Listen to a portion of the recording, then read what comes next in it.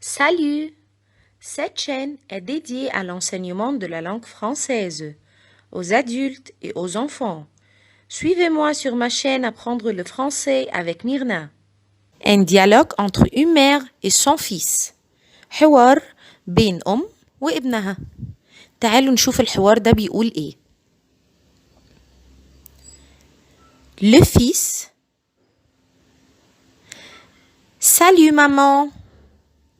الولد بيقول salut maman يعني سلام مامي أو ازيك يا مامي، أو ممكن يقول كمان salut ma mère يعني ازيك يا أمي، وممكن كمان نعلمه ان هو يقول salut دي لأخوه، يقول salut mon frère، أو لبابا يقول salut papa، والأخت كمان salut ma sœur. يبقى احنا كده بنعلم ولادنا أول حاجة إن هما لازم يبتدوا بالسلام. salut. الأم هترد بتقول la mère salut Peter يعني سلام بيتر اللي هو اسم ابنها. ممكن طبعا انتوا بتحط اسم أطفالكم. salut Peter.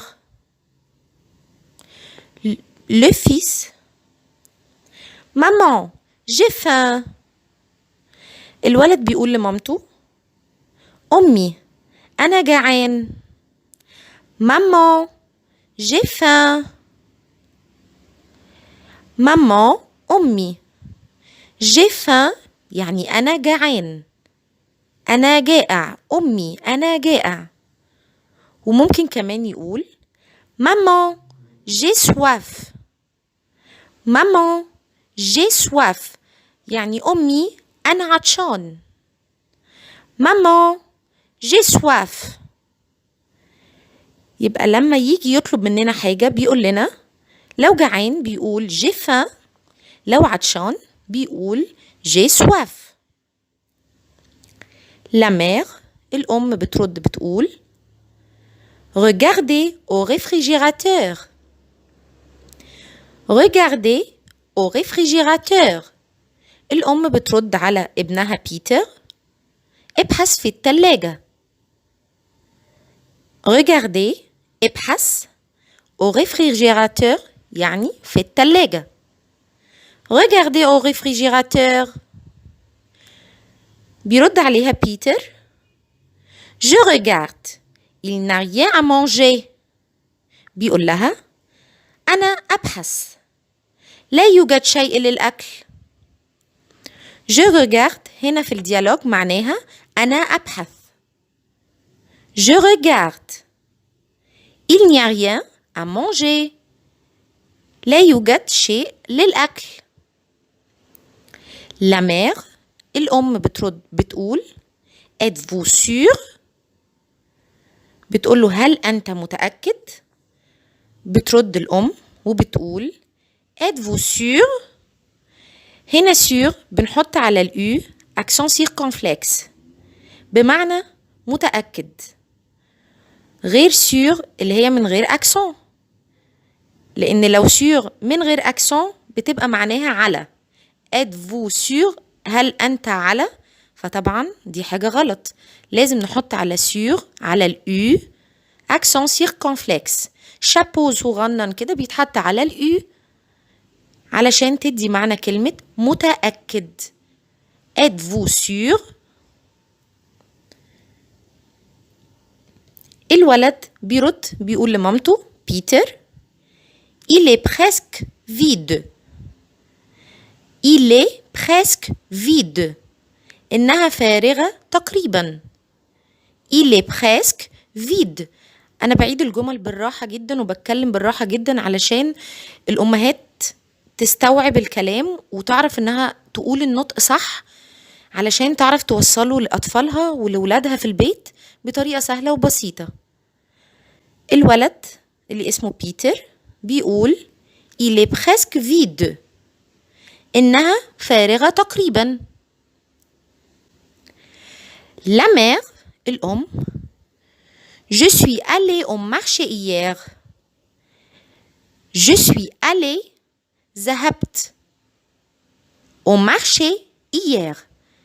الأم بتقول له أنا ذهبت إلى السوق أمس. Je suis allée أنا ذهبت.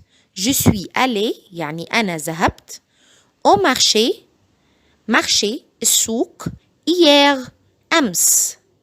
hier أمس امبارح. Je suis allée au marché hier. Peter Je ne vois rien. Je ne vois rien. أنا لا أرى شيء. Je ne أنا vois rien. أنا لا أرى شيء. Je ne vois rien. طبعا الأم هترد على بيتر وهتقول له J'ai acheté beaucoup d'oranges et de pommes. J'ai acheté يعني أنا اشتريت beaucoup d'oranges et de pommes. orange برتقال pomme تفاح. أنا اشتريت كثير من البرتقال والتفاح. طبعا هنا j'ai acheté في الباسé composé. J'ai acheté beaucoup d'oranges et de pommes. اشتريت كثير من البرتقال والتفاح. Peter Je veux pas de fruits. Je veux quelque chose de savoureux.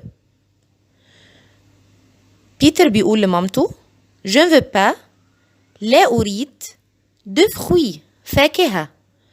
Je veux أريد quelque chose de savoureux. أريد شيئا quelque chose بمعنى شيئا de savoureux لذيذا. ممكن تاخدوا نوت كده على جنب. Je ne veux pas يعني لا أريد و je veux أريد. وطبعا الكلام اللي احنا بناخده النوت ده بيساعدنا في الديالوج وفي المحادثات. Je ne veux pas لا أريد. Je veux أريد. Je ne veux pas de fruits. Je veux quelque chose de savoureux. لا أريد فاكهة.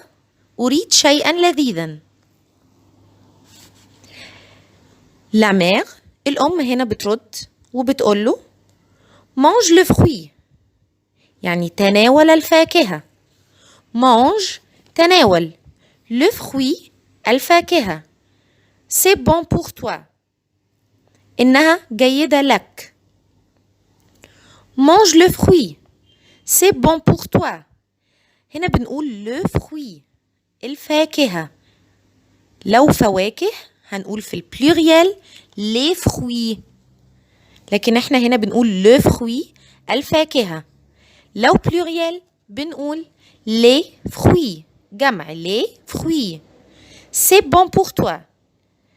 mange le fruit c'est bon pour toi. تناول الفاكهة إنها جيدة لك.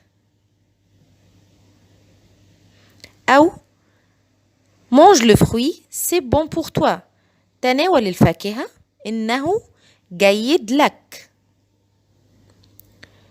Le fils الابن أو بيتر La prochaine fois que vous allez au marché, laissez-moi aller avec vous. La prochaine fois يعني في المرة القادمة. Que vous allez التي تذهبين فيها au marché marché يعني سوق. Laissez-moi aller avec vous. دعيني أذهب معك. La prochaine fois يعني في المرة القادمة. La prochaine fois que vous allez au marché marché طبعا السوق. Laissez-moi aller avec vous. دعيني أذهب معك أو معك. La mère الأم بترد Non merci. Tout ce que vous voulez manger sont des chips et des bonbons. طبعا الأم هنا بترد على بيتر وهي مش موافقة فبتقول له non merci لا شكرا. non لا merci شكرا. Tout ce que vous voulez manger sont des chips et des bonbons. لا شكرا كل ما تريد تناوله هي رقائق البطاطس والحلوى. شيبس طبعا الشيبسي أو رقائق البطاطس. بونبون الحلوة. Non merci, tout ce que vous voulez manger sont des chips et des bonbons. كده الديالوج بتاعنا هيكون خلص. هنعيده تاني مع بعض علشان الأمهات تركز ونخلي أولادنا تقعد وتسمع معانا، وهعيد برضو بالراحة خالص وبطريقة واضحة جدا. يلا. Salut maman. Salut Peter. Maman, j'ai faim. Regardez au réfrigérateur. Je regarde, il n'y a rien à manger. Êtes-vous sûr? Il est presque vide. Je suis allée au marché hier. Je ne vois rien. J'ai acheté beaucoup d'oranges et de pommes. Je ne veux pas de fruits.